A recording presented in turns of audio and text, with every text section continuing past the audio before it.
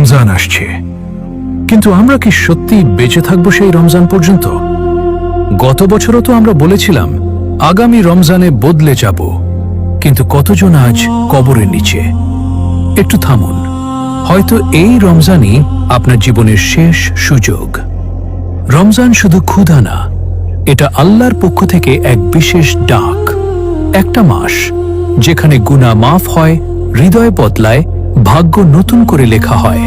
কিন্তু প্রস্তুতি ছাড়া রমজানও চলে যায়, কিছুই বদলায় না।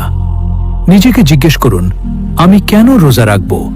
মানুষ দেখবে বলে, নাকি আল্লাহ দেখছেন বলে? ইয়া আইয়ুহাল্লাযীনা আমানুত্তাকুল্লাহ, ওহে ঈমানদারগণ, তোমরা আল্লাহকে ভয় করো।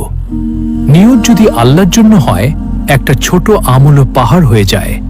কিন্তু নিয়ত যদি খালি হয়, পুরো রমজানও ফাঁকা থেকে যায়। আজ থেকে শুরু করুন।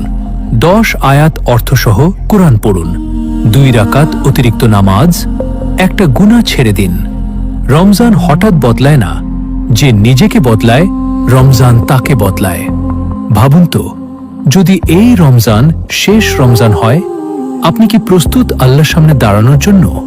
সময় এখনো আছে। চলুন আজ থেকেই বদলে যাই।